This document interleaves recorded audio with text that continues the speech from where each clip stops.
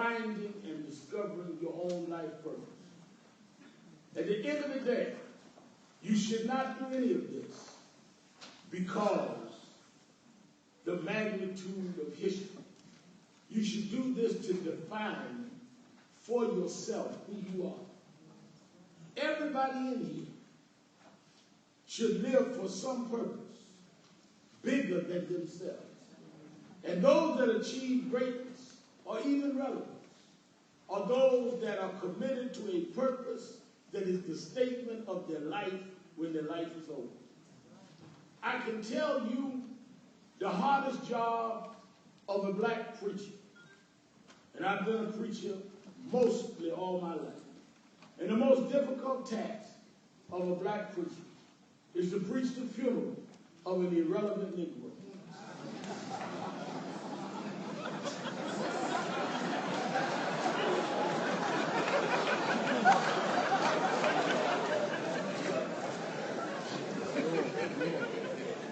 Think about it. They roll the body down the aisle of some cathedral, lay it out in front of some altar. Family sitting there weeping and crying. And we supposed to get up and hallucinate like and you never will. Most people shouldn't have a funeral. Most people should go from the morgue to the cemetery. Because most people have done nothing that means nothing to nobody. Most people got their degrees, got their little income, got their little routine, and died. And we're supposed to act like that matters. Ask yourself every day, if this was my last day, what can they say my life meant?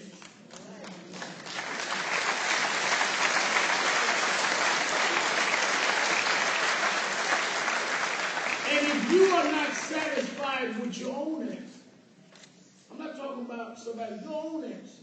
If you can't say that my life has helped bring some meaning, some progress, some new day, I was involved in some way, that when my life is over, they can say I was part of making a difference. If you can't say that, then you need to get involved for yourself.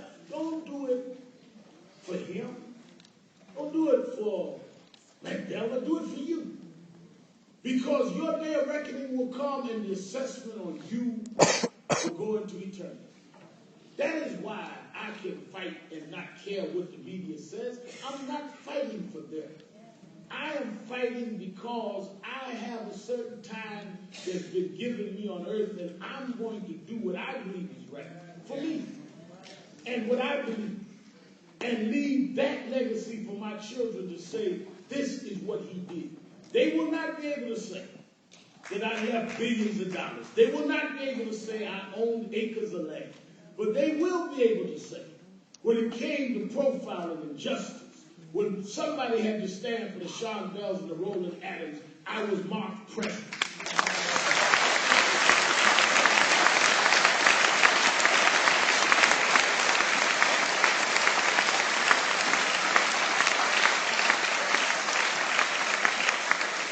Because I understand that the arm and the arc of the universe, Martin Luther King said, is long, but it bends toward justice.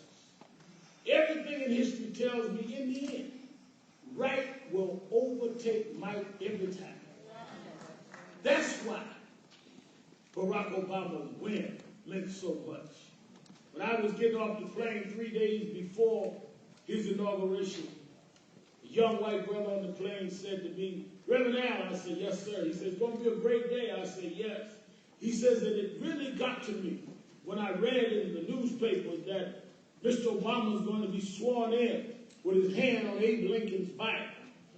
I told him, yeah, I probably got more emotional than you for different reasons. He said, what was that? I said, because what you probably didn't realize is that when Mr. Lincoln put his hand on that Bible, it was against the laws of the United States for my people to even be able to read that Bible. And to think we've gone from being forced illiterates to where he's about to go up with his black wife and children and sleep in Lincoln's bedroom.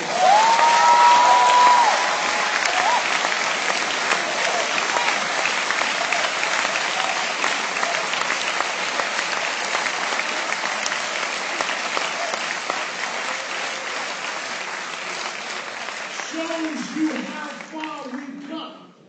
And those that were mocked and laughed at, those that people said won't make a difference, they won. The day Rosa Parks sat on that bus, she wasn't the only black on the bus.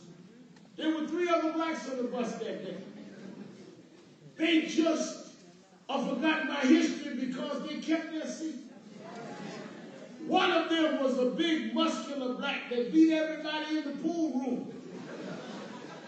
But his muscles did not give him the courage to take a stand. Yet this frail 95-pound woman sat down and refused to give up her seat. And that moral courage broke apartheid in the southern United States.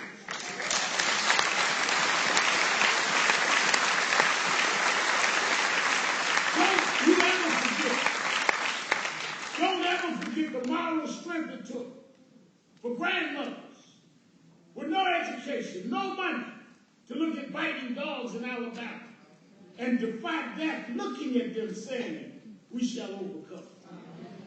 Don't ever forget how blacks sat in South African jails, never knowing if they would ever be free, but saying, I'm going to sit here with my dignity than to be free to roam around in slavery. And in the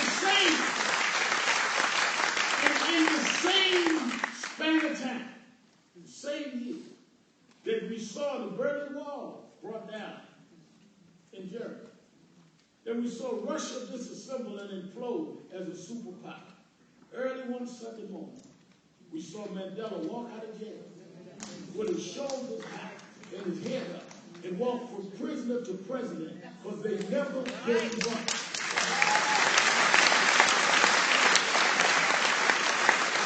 There are plenty of blacks in South Africa that didn't fight. There are plenty of blacks that rode the back of the bus. But history remembers those that stood. You got to decide tonight which one you want to be. Whose side are you on? Are you part of those that let others pay a price and you cash in? Are you part of those that say, I'm going to do my part? Whether it's out front or quietly. You can be quiet. Register quiet. Slip in the polls. Act like you're voting for the opposition. And close the curtain and strike a blow for freedom. We won't even tell anybody. But don't be mocked absent. History is upon us. Never before have we had a person of color as the head of the free world. Never before have you had this amount of energy all over the diaspora. You can seize the time and move it forward, or you can make excuses and be part of the irrelevant Negroes that we cast on the side in the indexes of historic writings. I challenge you to rise up in Great Britain. You're the children of Mandela and Gandhi and King. You are the ones they fought for. You are the ones they believe that they paid the price. You would vindicate the investment. We'll be watching to see what you do. Thank you.